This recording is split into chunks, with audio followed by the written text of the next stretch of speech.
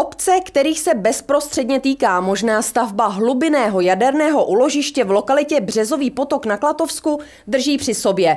Jejich starostové pokládají miliony ze státní kasy za úplatek, aby proti úložišti neprotestovali. Až 10,5 milionu korun dostali od státu obce v lokalitě Březový potok na Klatovsku. Ty ale považují peníze za úplatek, který má zajistit, aby proti hlubinnému úložišti jaderného odpadu přestali bojovat.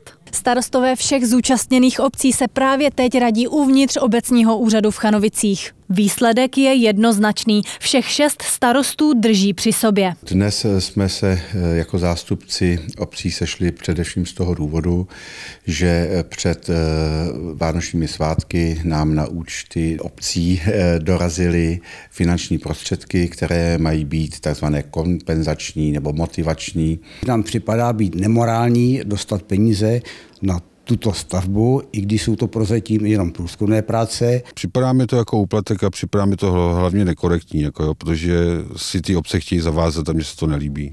Protože ví dobře, že to tady nechceme. Výše příspěvku, který každá z obcí obdržela, záleží na tom, jak moc se jí mají uvažované stavební práce dotknout. Pro nás je to 1,5 milionu, při rozpočtu 800 000 korun pro Maněvce, takže to je dvojnásobek, takže pro nás by to byly obrovský peníze. Pro obec Velký Bor tato částka činí cirka 40% rozpočtu.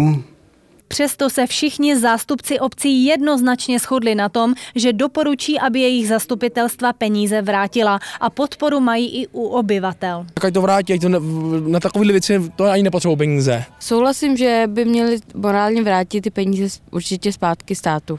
To pan starosta určitě ví, co s tím má udělat.